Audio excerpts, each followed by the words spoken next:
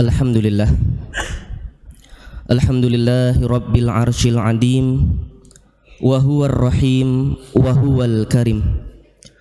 Wa huwal ladzi khalaqal insana fi ahsanit taqwim wa fatarahum bidinil qayyim. Wa huwal ladzi adkhalal mu'minina fi jannatin na'im wa adkhalal kafirina finnaril jahim. Asyhadu an la ilaha illallah wahdahu la syarikalah wa asyhadu anna Muhammadan abduhu wa rasuluhu la nabiyya wa la rasula ba'dah. Allahumma salli ala sayyidina Muhammad wa ala ali sayyidina Muhammad kama sallaita ala sayyidina Ibrahim wa ala ali sayyidina Ibrahim innaka hamidum majid. Faya ibadallah usikum wa iyaya bitaqwallah faqad fazal muttaqun wa la tamutunna illa wa antum muslimun. Yaqulu tabarakallahu ta'ala fi kitabihil karim ba'da an a'udza billahi minasyaitonir rajim. Bismillahirrahmanirrahim. Innad dina 'indallahil Islam.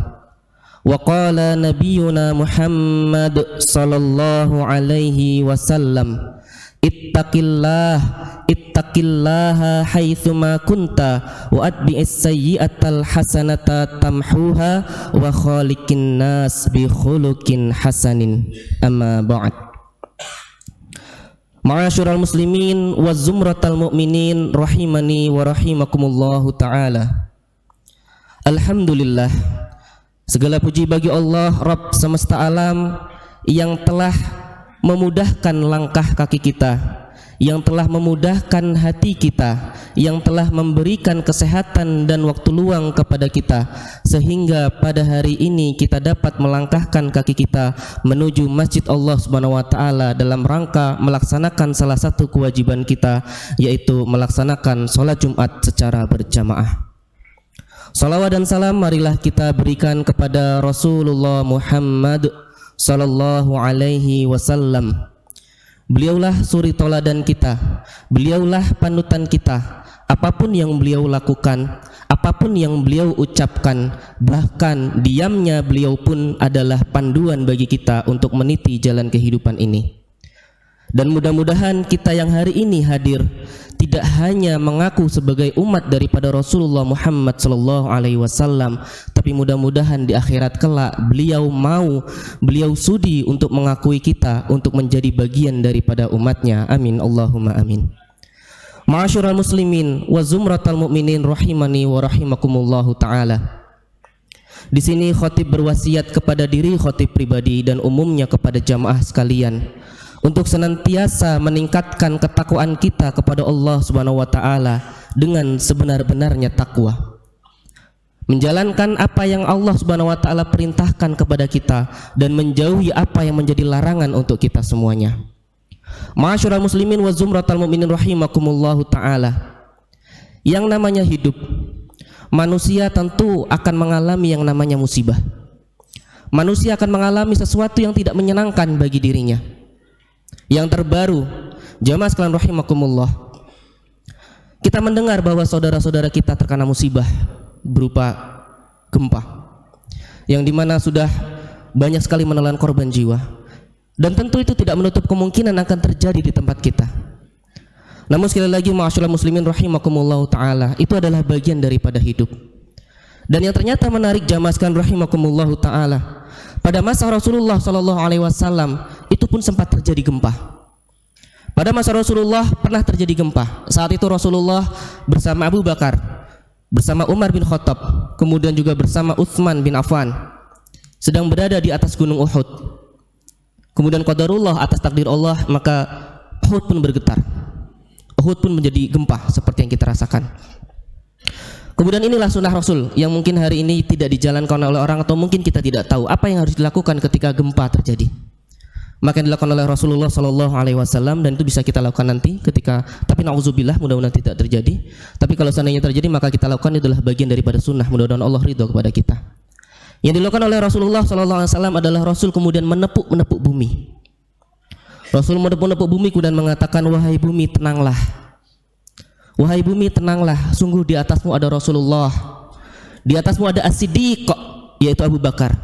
Kemudian di atasmu adalah ada 2 orang syahid, yaitu Umar bin Khattab dan juga Utsman bin Affan. Maka ini bisa kita lakukan jamaah sekalian rahimakumullah ketika terjumpa. Maka seperti itulah sunnah yang diajarkan Rasulullah, menepuk bumi kemudian menenangkan, kemudian menyebutkan siapa orang di atasnya. Mudah-mudahan kita orang solih sehingga bumi mau mendengarkan kita. Sehingga jamaah sekalian rahimakumullah ta'ala, mungkin tidak gempa, tapi saat ini yang kita rasakan, sebagian besar di antara kita yang hari ini hadir di masjid ini, mungkin bisa saja hari ini ada yang sakit. Mungkin saja hari ini ada keluarganya yang tengah berbaring sakit tak berdaya. Maka itu pun adalah merupakan bagian dari musibah yang akan dijalani orang yang hidup. Ma'asyiral muslimin rahimakumullahu ta'ala, perkara sakit merupakan perkara yang ajaib. Mengapa demikian? Karena sakit akan menimpa siapa saja, baik orang tua maupun muda pasti juga akan sakit. Orang itu kaya ataupun miskin juga sakit. Muslim ataupun kafir juga sakit. Orang yang bertakwa ataupun orang yang pelaku maksiat pun juga akan merasakan yang namanya sakit. Bahkan baginda kita Rasulullah Muhammad SAW juga merasakan sakit. Kalau kita ingat sejarah dalam kehidupan beliau sebelum beliau meninggal, jamaah sekalian rahimakumullah, beliau terlebih dahulu mengalami yang namanya sakit untuk beberapa hari. Sakit yang parah luar biasa. Begitu parahnya sakit yang dialami oleh Rasulullah SAW, bahkan Rasulullah sampai mengikatkan kain di kepalanya karena sakit luar biasa yang dirasakan oleh beliau. Ma'asyiral muslimin rahimakumullah ta'ala, bukti bahwa semua orang bisa sakit ini menunjukkan betapa rendah dan lemahnya dunia ini, sehingga tidak pantas kita bergantung kepada dunia. Sebaliknya justru selayaknya kita bergantung kepada Zat yang Maha Penyembuh dan Maha menurunkan dan mengangkat sakit. Dialah Allah Rabbul Alamin. Ma'asyiral muslimin wa zumratul mu'min rahimakumullah, ujian berupa sakit merupakan satu ketentuan dan takdir Allah yang telah Ia tetapkan bagi seluruh ciptaannya. Ada sakit juga ada yang namanya kesembuhan. Ada kebahagiaan juga ada yang namanya kesedihan. Ada perjumpaan, juga ada yang namanya perpisahan. Sebagaimana ada kesulitan, maka juga ada yang namanya kemudahan. Hal ini sebagaimana yang difirmankan oleh Allah Subhanahu wa taala dalam surat Al-Anbiya yang memiliki arti, setiap yang bernyawa akan merasakan yang namanya mati. Kullu nafsin dha'iqatul maut. Kami akan menguji kamu dengan keburukan dan kebaikan sebagai cobaan, dan kamu akan dikembalikan hanya kepada kami.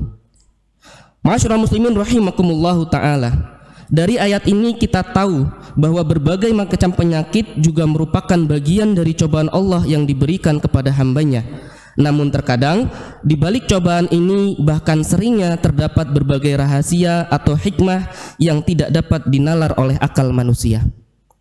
Maka pada hari ini kita coba akan mengupas hikmah apa yang ada dalam diri kita ketika kita mengalami yang namanya sakit atau keluarga kita yang sedang tertimpa sakit.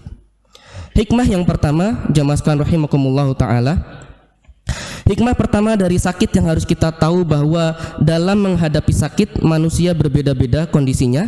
Maka hikmah yang pertama adalah proses penyucian dan penambah iman serta ketakwaan.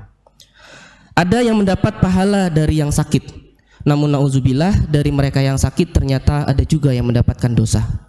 Sudahlah dia sakit, namun setelah sakit justru ia mendapatkan dosa. Sebagaimana yang telah disabdakan oleh baginda kita Rasulullah Muhammad SAW. Beliau bersabda, Inna idhamal jaza ma'idhamil bala, wa inna allaha idha ahabba qawman ibtalahum, faman radiya falahu ridho, wa man sakhita falahu suh. Sesungguhnya pahala yang besar akan diperoleh melalui cobaan yang besar pula. Apabila Allah mencintai seseorang, maka Allah akan memberinya cobaan kepadanya. Dan ini perlu kita catat. Barang siapa yang ridho menerima apa yang menjadi cobaan bagi dirinya, apa yang menjadi musibah bagi dirinya, karena itu adalah takdir Allah, maka Allah pun ridho kepadanya. Namun barang siapa yang murka, barang siapa yang marah-marah ketika mendapatkan musibah, maka Allah Subhanahu wa taala pun akan lebih murka daripada hamba itu sendiri. Juga terdapat hadis lain tentang ketingkatan ujian dan ganjaran dari Allah Subhanahu wa taala.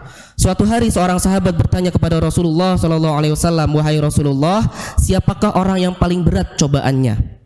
Maka beliau menjawab, "Yang pertama adalah al-anbiya, para nabi.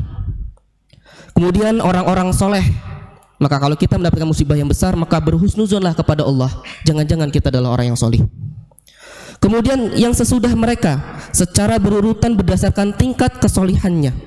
Seseorang akan diberikan ujian sesuai dengan kadar agamanya. Bila ia kuat, maka ditambah cobaan baginya.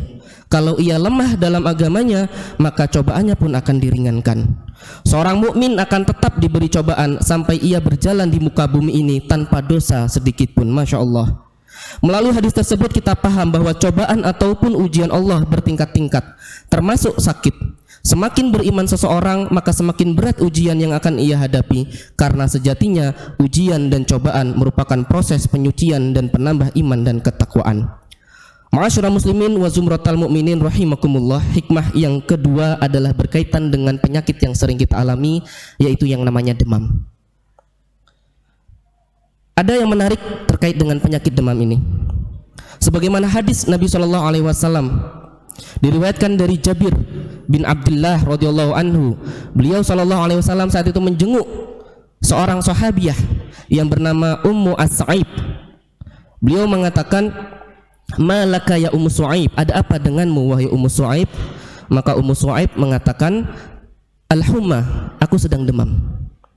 Kemudian Ummu Su'aib ini adalah sedikit mencela, sedikit tidak terima dengan kondisinya yang sedang demam. Kemudian Rasulullah SAW mengatakan, "Janganlah engkau mencela demam, karena demam itu bisa menghilangkan kesalahan-kesalahan dosa manusia, sebagaimana bisa menghilangkan karat besi yang ketika dibakar maka karat-karat besi itu akan menghilang." Ma'asyiral muslimin wa zumratal mu'minin rahimakumullahu ta'ala. Maka tugas kita jamaah sekalian rahimakumullah yang hadir saat ini, mungkin bukan kita yang sakit, tapi ada keluarga kita yang hari ini sedang sakit di ruangan, yang sedang berjuang. Kita faham bahwa sakit mereka itu berat. Kita faham bahwa mereka sudah berusaha semaksimal mungkin, tapi tugas kita adalah bagaimana bisa menguatkan mereka, bagaimana bisa menjaga husnuzon dia kepada Allah Subhanahu wa taala. Bantulah mereka untuk yang namanya sabar. Bantulah mereka untuk senantiasa mengingat Allah bahwa ini adalah takdir dari Allah Subhanahu wa taala. Umar bin Khattab radhiyallahu anhu pernah mengatakan bahwa musibah terjadi kepada seseorang, orang itu mau sabar mau tidak, maka musibah pasti akan terjadi. Ketika dia tidak sabar, maka musibah akan tetap mengenai dirinya. Tapi ketika dia sabar, maka musibah setelah selesai, maka apa? Maka dia akan mendapatkan kebaikan-kebaikan dan pahala. Apapun yang terjadi dalam musibah itu adalah takdir Allah Subhanahu wa taala. Kita yang sakit, keluarga kita yang sakit, maka berdoalah kepada Allah Subhanahu wa taala. Berdoalah untuk yang terbaik bagi mereka. Dan ketika kita mengangkat tangan, maka diawali denganlah kalimat-kalimat istighfar. Sebelum kita meminta kepada Allah, meminta kesembuhan untuk diri kita, meminta kesembuhan untuk keluarga kita yang hari ini sedang tidak berdaya, maka awalilah dengan istighfar. Jangan-jangan mereka sakit bukan salah mereka, tapi jangan-jangan kitalah yang salah, tapi mereka yang jadikan Allah Subhanahu wa taala untuk penegur dalam diri kita. Maka beristighfarlah kepada Allah Subhanahu wa taala sebelum meminta apapun itu. Astaghfirullahaladzim, astaghfirullahaladzim. Barakallahu li wa lakum fil Qur'anil azim. Wa nafa'ani wa iyyakum bima fihi minal ayati wa dzikril hakim. Taqabbalallahu minni wa minkum tilawatahu innahu huwas samiul alim.